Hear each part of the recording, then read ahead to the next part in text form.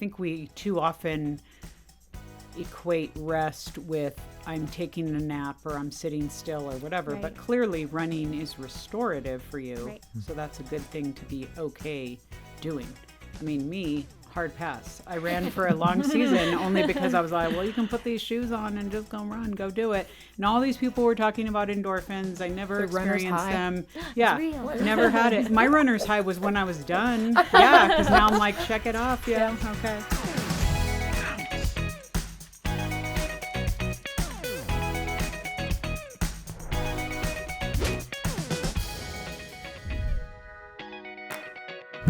Well, folks, welcome to this week's episode of The Boundless Show. This is Lisa Anderson here with you. We are squarely in January at this point, and that means that the days are getting longer. Praise God. This is like my favorite. No, it's not my favorite time of the year. I'm totally lying. It is my 7th favorite time of the year, this part of January, where the days are getting longer. Okay, here we are for our roundtable, though. Speaking of fascinating conversations. Because we're in a new year, why shouldn't we talk about procrastination? Because we have already, some of us have already ditched our New Year's resolutions, okay? 9 days in. 100%. Let's be honest about it. So we're going to have a conversation here with Morgan, Kasie, and Ryan. Hey, guys. Hey. Howdy. Lisa. All right. This is where we're going to judge, by we, I'm meaning me, how well your life rhythms are, the way you've set goals, the way you're accomplishing them.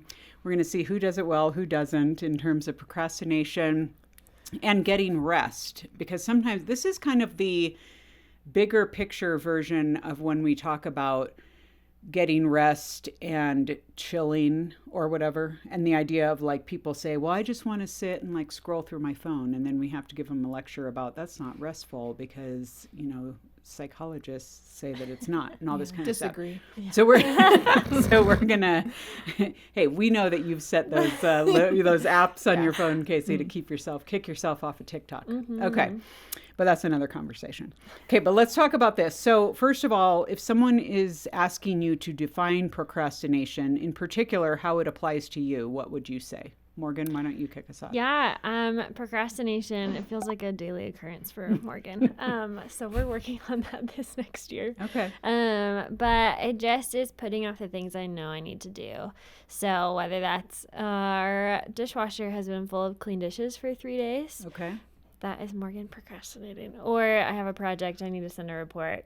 I just got to do it. Just get it done. So just putting off the things I really know need to get done. Things that you know need to get done, but that you don't necessarily get excited about, obviously. Oh, yeah. Zero excitement when it comes to procrastination. It's not like you're saying, I need to get this pickleball game done. Oh. No, if you ask me to schedule a time to play pickleball, I will be all up in your business. The dishwasher will be full in another 3 days? Yes. Okay. So, definitely a lack of enthusiasm and excitement when it comes to procrastination. Okay, good. So. Kasie? That was a really good definition. I don't know if I can top that because I do put off things that I don't like to do as well. But it also goes into what I know will drain me or what I know I won't be great at doing. Mm-hmm. So, for instance, I might be excited about it, but I will put off something that I know I might not excel at. Mm-hmm. So that is something where procrastination could just be, I am going to go do TikTok. I am going to go scroll through TikTok.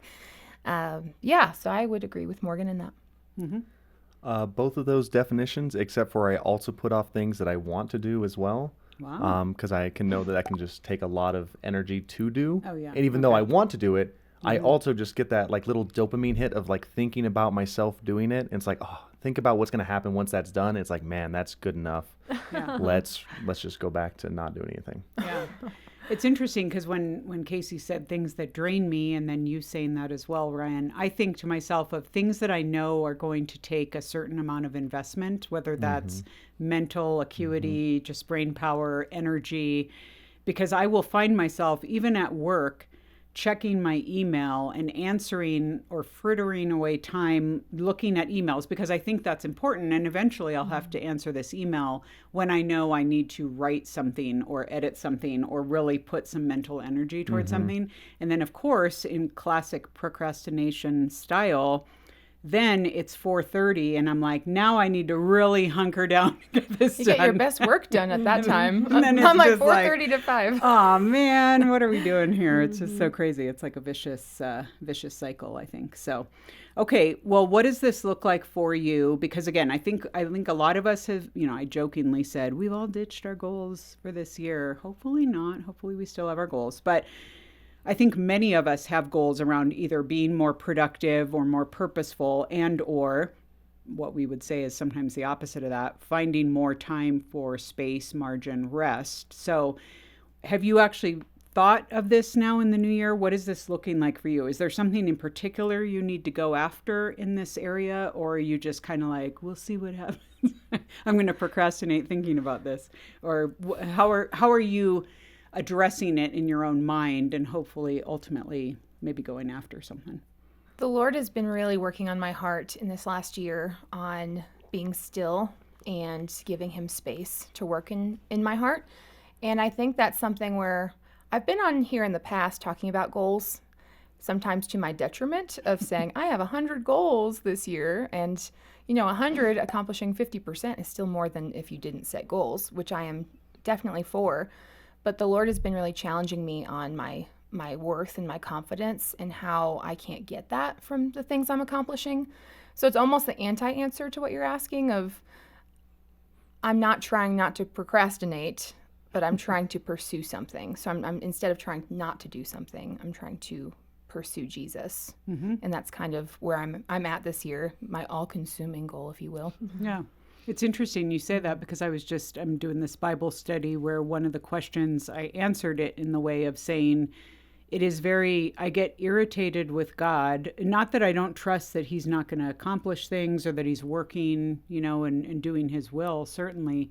But I get irritated with him when I feel like I've waited a little too long, or I feel like, God, there's maybe some other ways you could have gone about this, or why are we kind of dragging our heels here? What's going on? And so for me, kind of similar, or you're prompting me to think this, Kasie, is what does it look like for me to actively be still and to truly trust God and wait and realize that if I just fold my hands and do what I'm called to do, but not try to do God's part of it, is that a good exercise? Which I'm guessing the answer is yes. But very hard. I feel like letting God do his job is a good answer. Yeah. That's it. Yeah, but very hard because I can do a lot of things. I can be very busy and try to accomplish a lot of things, but are they what God is calling me to do? So yeah, that's good. Yeah, that's good. I love that. I think one thing that I've procrastinated for a long time has been to do a side endeavor, a little side business of focusing on weddings and events. And Kasie walked us through a day-long exercise where we kind of took a good look at who we are and how God has made us, with my own work on the side afterwards too, and recognizing I need to really use the gifts that I have to do something I really love and gets me excited. So it feels like I've been procrastinating to do this one thing that gets me so pumped, which is strange, but I think that is one goal this year, is to try to focus on how can I make a wedding business for myself, and do something that gets me excited, that uses the gifts that God's given me, and also hopefully won't drain me too much because I do have a full-time job and I do have a lot of pickleball to play. I was going to say, my schedule is really full, but can I also make space for this thing that I think could be really good? Mm-hmm. So yeah, that's great.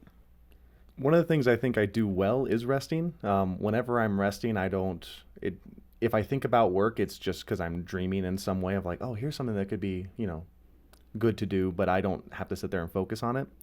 So resting is something that I've found myself doing really well, but when it comes time to work, I find myself often not doing the right things, like you were talking about with the emails, of just like, okay, yeah, I'm over here, I'm busy. Look at how much effort I put into it. And in reality, effort doesn't matter. The whole thing about like if I sat outside and made mud pies for 12 hours a day, it's like, that's great. No one cares that you made mud pies for 12 hours a day. So finding the right things to do, getting them done, that really is just the hard part. I can identify the right things to do all the time, but getting up and doing them when I know I need to do them, especially when I know that these things are rewarding. I'm one of those people that actually loves a job well done. And so it's like, oh, I know once I get there, it'll be like, I will feel amazing. I just got to get over the mental hurdle of how much investment I got to put into it. And once I get there and I'm in the middle of it, doesn't bother me. Once I'm at the end of it, doesn't bother me. Just that getting started, that initial hump. Yeah. That is such a good point, though, with the doing the right thing. Because I read once, I can't remember which book, but it said that 90% of what we do is not accomplishing much. It really says that 10% of what we do accomplishes 90% of the things that we're accomplishing. So to figure out what that 10% is and double down on that, well, maybe do more than 10%, I guess, which is hard to do because I don't think it's as immediately satisfying, to your point. It's easier to do busy work. Well, the amount of people I know that have a side business, I have a friend who just started an e-commerce business, and it's taken 8 months. Site's not up yet, but they just recently had a vision casting weekend with some people they wanted to partner up with, and it's my brother in Christ, you don't need a vision casting weekend. You need to get something up and going and real, like That sounds so fun. But like another season of dreaming doesn't make the thing real. Get it real and then start dreaming about what it could be. But the doing the right things is hard. Well, Ryan, you had mentioned rest, and I do want to talk about that a little bit because think to yourself, when was the last time you had a Saturday or a Sunday or a vacation day, maybe a holiday, where you had all these plans, you thought you were going to do stuff, you knew, you're going to maximize those morning hours when you're most productive, and then you didn't, and then you end up the end of the day not having done much, but you're still exhausted from thinking about the things that you were putting off doing. And so I kind of want to talk a little bit around that idea of just being exhausted from procrastinating versus choosing to prioritize rest and doing it well and not being guilty about it. Because I think we often don't do that too. I know I don't, because I actually do a talk where I talk about maximizing 10-minute windows where I'm like, don't just sit there for 10 minutes. You can do these 25 things in 10 minutes. You don't always have to be taking your 10 minutes though and doing something. So what does it look like for you to be okay taking some rest or doing self-care or prioritizing just letting go of something? Yeah, I think it's been a challenge for me to recognize I procrastinate rest, I feel like the most, because I love to run and move my body and I feel so good afterwards. I'm not I don't need to run a half marathon every week, but when I get in a short run or a short workout, I feel so good. I get more energy from doing that. And to me, rest is like giving your body fuel or your mind fuel or your heart fuel to do more. And so when I have a Saturday, or this week it was a Sunday where I really didn't do anything, I barely left the house, I didn't spend any time in the sun. I think I did 1 load of laundry. Is it still in the dryer? I think so. But it's right there with the dishwasher. Yes, the dishwasher is also full. But after that, quote unquote day of rest, I feel terrible. And so I think being able to recognize when I'm procrastinating, it's probably because there's some lie that's telling me don't. But if I just move my body a little, or if I just spend 5 minutes, 2 minutes, put a timer on and journal through my thoughts that are keeping me awake at night, that will fill me so much more than just quiet. But that's me. So I know quiet is really important, and I think I oftentimes love to be overstimulated because that's a good distraction. But I think I really procrastinate rest the most, which is bonkers. Yeah. So well, which is great, because I think, and again, I think we too often equate rest with I'm taking a nap or I'm sitting still or whatever, but clearly running is restorative for you. So that's a good thing to be okay doing. I mean, me, hard pass. I ran for a long season only because I was like, well, you can put these shoes on and just go run, go do it. And all these people were talking about endorphins. I never experienced them. Yeah, never had it. My runner's high was when I was done. Yeah, because now I'm check it off. Yeah, okay. It's the after brunch run. Right. Or whatever, after run brunch. Hike, go out to breakfast. That's me. Okay, yeah, let's do it. Yeah, I was going to say it boils down to intention for me on whether it was restful or not restful sometimes. For instance, I was getting sick this weekend, and I gave myself permission to sleep until whenever I woke up on Saturday morning.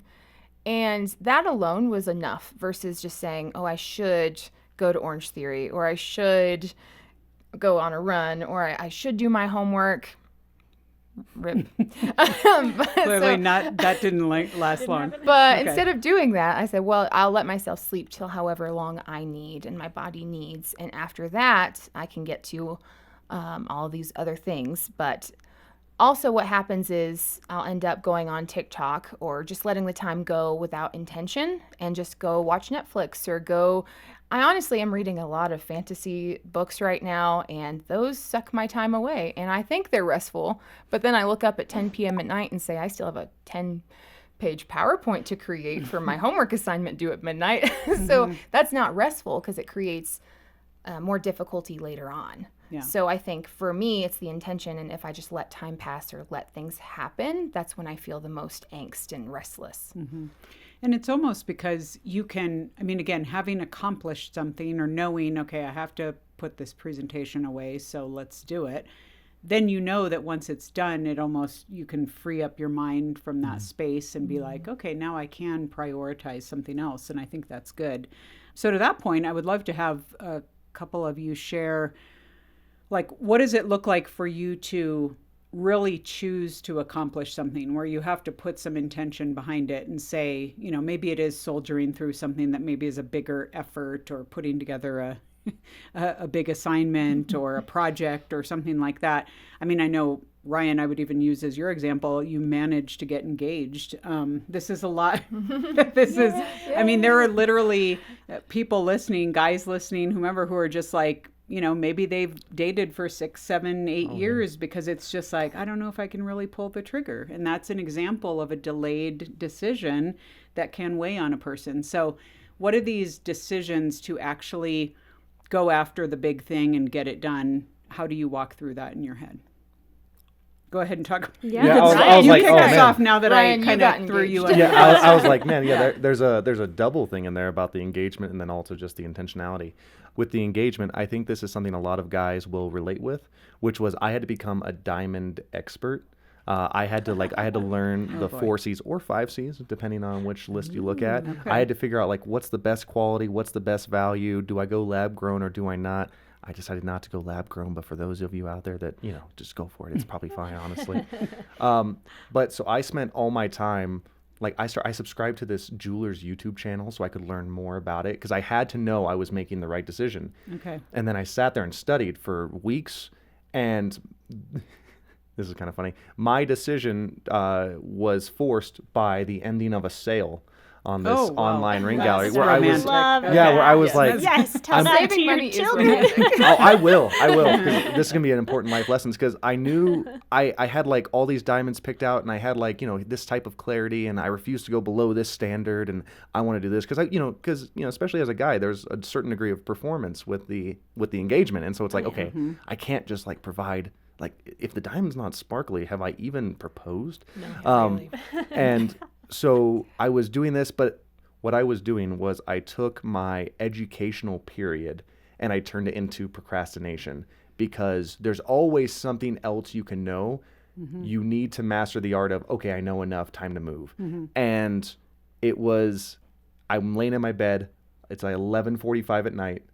I look at the sale. It ends in 15 minutes because today was the last day. And I was like, and I thought to myself, well, why don't I buy it now? And I was like, well, I don't know if I'm making the right decision. And then I just asked myself the question, what more could I learn that would inform this decision? Mm-hmm. And I was like, well, And, there's a lot, you don't know that you don't know. But I was just like, well, no, I know enough. I just need to do this. And at the end of the day, I know she's going to say yes. And so what am I going to do? Put off getting married for months because just simple procrastination? Yeah. So I just, I took what I knew, executed, because that's what you have to do sometimes. No, that's good. I think there are Enneagram 5s and 6s who have just gone over the edge because they go down the rabbit hole of research, or they're, these precious 6s who don't want to have to make the decision for fear of making the wrong decision. And so, yeah, that can be really, really tricky. But I think that is a good word. Like, you have to have some kind of deadline that's going to be like, it's now or never. Otherwise, it will probably be never. So, yeah, that's good. Yeah, and then, well, just to piggyback off of that idea of, okay, am I going to prolong the idea of getting married to someone who I know is going to say yes? So she's just like twiddling her thumbs, maybe not. She's finding someone else is what she's doing, okay? No, just kidding. No. But with like my hope to have a wedding business like on the side, which, Brian, let me know if you need any assistance planning a wedding. But I have some friends who are getting married, and that is now my deadline. That they've asked me to do something and help them and assist them. So it's been helpful, I think. The idea that I'm trying to say is if you have others around that can help keep you accountable to that decision you're making or to that project you're doing, that helps with my motivation to get me started or to finish in that 15-minute time block or that 2 hours until the deadline hits. So hopefully we can have friends that'll remind us before we get too close to that deadline to help us not feel stressed or panicked or exhausted. But yeah, I think that's been really helpful for me, is to have, okay, not just a deadline, but someone to help keep me accountable to that deadline when I'm starting to procrastinate things. So That's good. Or when you have something that's huge and you're just not sure where to start. I think that's where I tend to procrastinate. Even this first step, like starting a wedding planning business, that's massive. So where do you start? Or proposing, right? So I always think, if I can break it down into the next best thing, like what are the individual components that need to happen and what is the very first thing. But that's really made it easier for me, is getting out of the analysis paralysis or the fear of how big something is and just saying, what is something I can accomplish right now as soon as possible, and how can I make this as easy for myself as possible? I have friends that have wanted to get in shape for years. And so they've written out plans. They found a new Instagram influencer, but what they haven't done is eat healthier food, go into gym, pick up heavy thing, put it down, pick it up again. It's very intimidating. Yeah, but there are people out there, like you look at like some of these cults that have started, or you look at some of these businesses, there are people selling telehealth massages out there. And why? Because they literally I'm just going to go do thing. And then they just caveman their way through it. And you're like, I would do it better than that.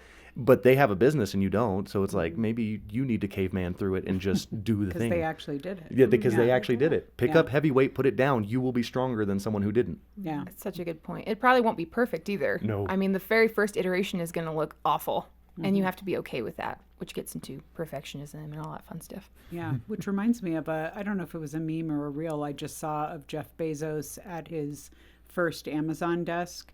And it literally was just this Boxes. Super sketchy office, and he had this poster that said Amazon.com above him, and it looked like some weird like 1980s office, Staples commercial or something like that. And I was like, oh my word. And now Amazon. Now look at him. Wow. He started just selling a few books. So, well, you guys, great thoughts on this. Thank you so much for sharing. And maybe we'll check back in a little bit, in a few weeks, a few months, and see, has Morgan won the dishwasher? is it empty? And is it empty? And laundry. 2, what's the status on the wedding planning? Yes. So we'll check in. Thank you. Yeah. Good thoughts, you guys. Thank you. Thanks, you. Lisa. Thanks, Lisa.